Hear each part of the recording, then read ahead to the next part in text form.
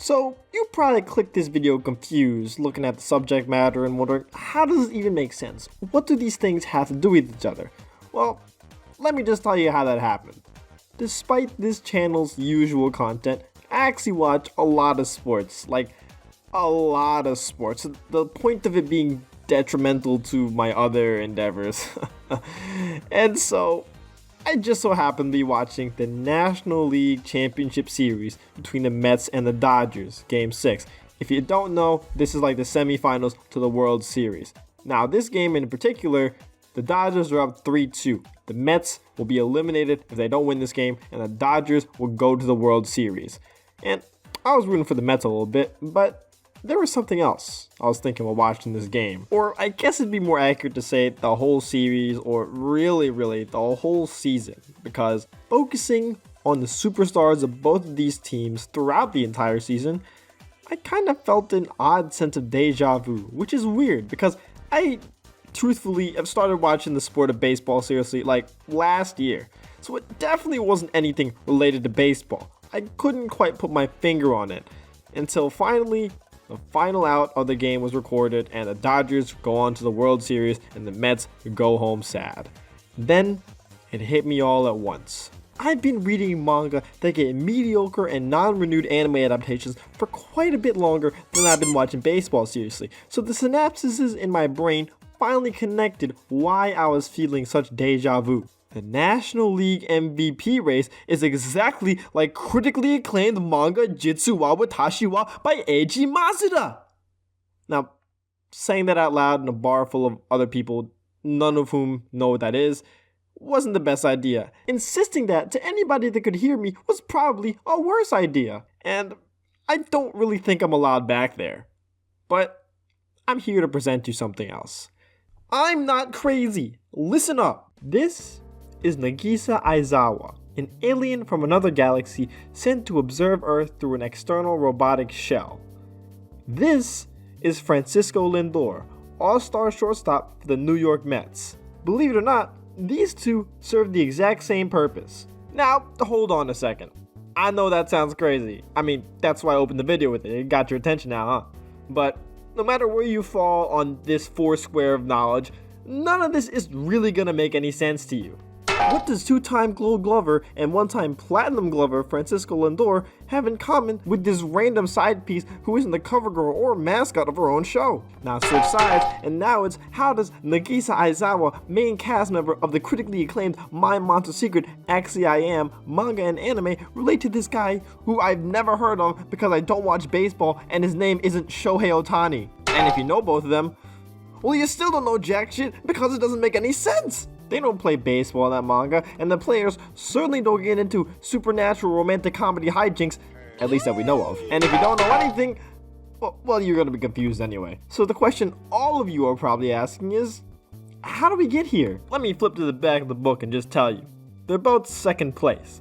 Not just second place, but second place to the most agonizingly obvious first place you'll ever see in your life. Despite that, they put up the best fight you'll ever see. And they're the best losers you'll ever witness. The 2-1. Lindor towards right center field. This one is back. It is gone. Grand slam. And Lindor puts the Mets on top.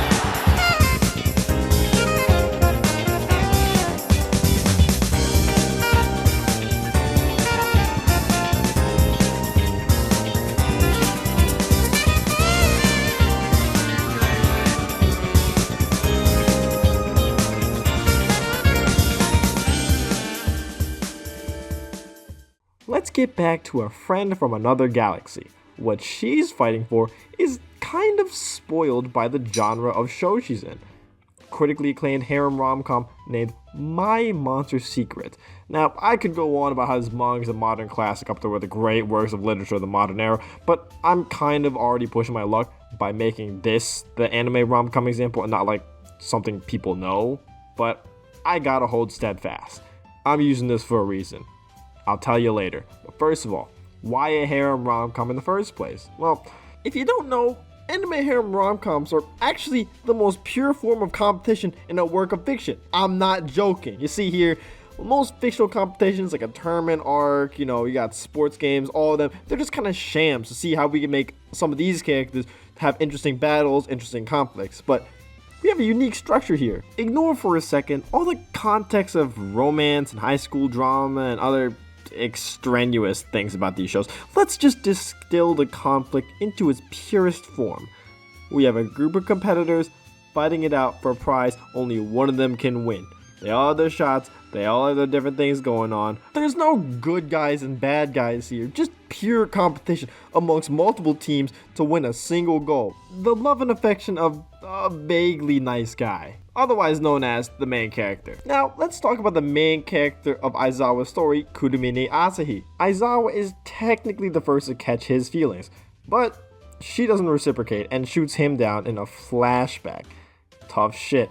You're now the designated woman he needs to get over. Of course, because of good old-fashioned genre conventions, Aizawa eventually finds herself confused about her own feelings now that she's actually friends with the guy. She wavers in her decision, tries to fight what she feels, but in the end, she resolves that, oh, maybe I do like this guy. Maybe I do need to make the show interesting. Let's enter the race for this man. Just one big problem. It's actually not really a race. I've been lying to you the whole time. Everything in this manga operates under the near certainty that Kurumine will get with Yoko Shiragami. Who is Yoko Shiragami? Well, she's on your screen. She happens to be the vampire girl that Kurumine ends up trying to confess to first. She lets her vampiric traits show unmistakably. So now he has to keep her monster secret or it's kaput for both of them. And she's the one that kicks this whole story into gear. And of course, she's the one that's destined to be with the poster boy right over here. The only obstacle to this is that Shiragami's kind of a dumbass, actually. Romantically thick characters are an easy way to get the story to prolong this shtick long enough for a harem to form, and here's no exception. Except the girl's doing it this time, in a proud stand for all our feminists out there. The whole monster secret thing kind of just complicated it, and you really can't tell someone you barely know besides their dark secret that would get them banished from society that you like them and want to date them. That kind of feels like entrapment. Besides that whole thing and the comedic hijinks, these two really do end up liking each other over the course of the manga. But wait, Jaja King, you say. I thought this was a race. I thought this was the purest form of competition. That's what you said. Well, I have a confession. I lied. Well, this manga lied. It's billed as a harem, and there are definitely several competitors, but they lay out everything chapter 1. You see the girl, see the guy, that's what's getting together. Really. Nothing any of these side characters can do about it. The manga even figures out that you probably know this. It stops pussyfooting around and just smashes them together halfway through the manga just to save everybody the trouble. And Aizawa and Nagisa just has to live in this world. A distant second place. But that doesn't really matter. If you just cared about results and the way that things end, why don't we all just read summaries of every show, book, movie, and manga that we all consume? Well, it's because we enjoy them, not consume them. Sure, I know the endgame, but why can't I enjoy the wavering? Why can't I enjoy the struggle? Why can't I enjoy a girl fighting with everything she has? Here, let me show you some. Right before the conclusion of this romance, where the last two in the race are about to confess their loves to this boy, Aizawa specifically is confronted by her principal. She knows everything about these kids' love lives, mostly because she's an omniscient, nosy auntie, but she knows something. Aizawa's not just chasing Kurumine Asahi, but she's also become best friends with Yoko Shiragami. The bond those three share is something that she cherishes deeply, which is why Mrs. Principal over here is giving her the lowdown. That relationship is never going to be the same after any of this romantic tension is resolved, no matter what way it goes. Aizawa kinda already knows it's not her destiny to be with this boy, but she also has to come to terms with knowing that the bond between the three of them will be irreversibly changed. That's the nature of confessing within your friend group, and that's what's really tearing her apart at the finish line. It's the kind of thing that the manga sticks around to explore in a way a lot of other manga don't, which is why I picked it in the first place as an example. Everybody gotta live out of the game, even the loser. But hold on. What does this doomed romance arc in a 2013 manga have anything to do with Major League Baseball? How can baseball tell a story anywhere near as heartrending or interesting as this? Well, I couldn't tell you. That's why I got somebody who could. Welcome, no more fielders. Baseball is a sport of loyalty. To be a true fan, you must be loyal. There's just no other way to buy into watching and or keeping track of 162 games in a season without it. It's not a sport for the fair-weathered fan. Sometimes it's easy to be committed, like if your team is good on a consistent basis. For example, Dodgers fans have had the pleasure of watching a team with a .613 win percentage since 2013. For those who don't know, winning percentage is just that, the percentage of games your team wins. The average playoff team has a winning percentage around .540, if that gives you an idea of just how good Dodgers fans have had it. Fans of teams like the Mets, on the other hand, have had to watch a team that barely eked out a .505 win percentage in that same time span. So what keeps fans of those less than stellar teams around even during the bad times? Well, like I said, loyalty. But that loyalty is built on a connection to the teams and its players. Over the course of 162 games, you become intimately aware with every single player who puts on your favorite team's uniform. The backup catcher? Yeah, he has this reaction whenever the pitcher executes a good pitch that makes me smile every time I see it. The journeyman who went on a torrid stretch for us a few years ago and stuck around as a result, yeah, I love that guy, and I sing along to his walk-up song every time he comes up to the plate. You form connections that feel more personal to you because there are only so many people who share that same fandom. That's what people are talking about when they refer to the regionality of Major League Baseball. This isn't gawking at a multimillionaire celebrity who stars in a few films you like. This is appreciating those who help fuel your source of happiness for 6+ months. But we can't deny we do love our superstars. But not all superstars are built the same. Some contribute in ways that aren't always fully appreciated by the mainstream. Take, for example, our guy Francisco Lindor. He is third in Fangraphs wins above replacement since 2018. What is a win above replacement, you may ask? Basically, think of it as the amount of wins a player is estimated to be responsible for over your run-of-the-mill replacement player. Remember the backup catcher I mentioned earlier? Or the journeyman? Those would be considered closer to replacement level players. Now to us, they're way more than that. But when it comes to winning actual games, they're not exactly moving the needle. They're stabilizers, sure, and that's why we love them. But we need guys who are going to be exceptional to win. As you can see, being third out of hundreds of players since 2018 in that stat pins Francisco Lindor as an undeniable superstar. This is the guy you want in the big spots. We can actually measure this too. And just so you know, the real beauty of baseball, by the way, is that you can literally slice and dice every bit of minutia to the game, so anybody who's spent time analyzing the stats of fighting game characters or card games can very easily latch onto that part of the game. Since joining the Mets, Francisco Lindor ranks 79 out of 170 qualified players in average leverage index, but he is 24th out of those players in situational wins, which is basically a fancy way of saying clutch factor. He's also an exceptional defensive shortstop, which is considered to be the most difficult position to play. He is responsible for 55 outs above average, second in all of baseball since that time. He's also a good base runner, ranking 55th in base running above average. Now, this is all probably sounding like malarkey to you, and if it is, then you understand why Lindor doesn't get the credit he deserves. He isn't on the highlight reel crushing home runs every night. He still does and is a very good home run hitter, but he isn't Shohei Ohtani breaking down formerly thought to be unobtainable records. His biggest skill is getting the job done over a vast array of attributes and giving his team a chance to win every night. All those numbers I threw at you quantify the intimate knowledge Mets fans have of Lindor when they see him play every day. He may not get the overwhelming credit he deserves by your fair-weathered fan, but those who watch and pay attention and smile every time the backup catcher daps his pitcher up and sings along to the journeyman's walk-up song understands what Francisco Lindor means to them. But not everybody gets to see that. We have a fair amount of casual fans for every sport. That's kind of how every single sports league makes their money. And there's nothing wrong with being casual. But you don't see any of that nitty gritty. All you see is the results of everything. So for those of you that haven't got to watch the 2024 MLB season, well, first of all, spoilers.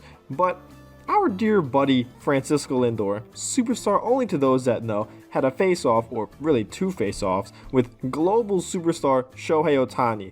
You see that guy's face everywhere during ad breaks. I don't think you can walk 40 feet in Japan without seeing his face. And even the broadcast tells you that whenever he's not there, we all should be asking, where's Shohei? That's the guy Francisco Lindor, guy who gets routinely snubbed from All-Star games, has to go against. And let's just start with the main event, the National League MVP vote. You remember what my good guest here introduced you with, Fangraphs WAR, right? The numbers that tell you how valuable you were to your team? Well, let me just give you a quick scale. 0 is, I could grab a guy like that out of the minor leagues. 2 is, he's around average. 5 is, wow, that guy's an all-star. And 8 is the aggregate, hey, that guy probably deserves to win an MVP. Now, it doesn't mean you will. Some people are higher. Sometimes there's nobody that high. But that's around the base level MVP season. We go into this little WAR scatter plot, and we'll see Francisco Lindor all the way up above everybody else. 7.8.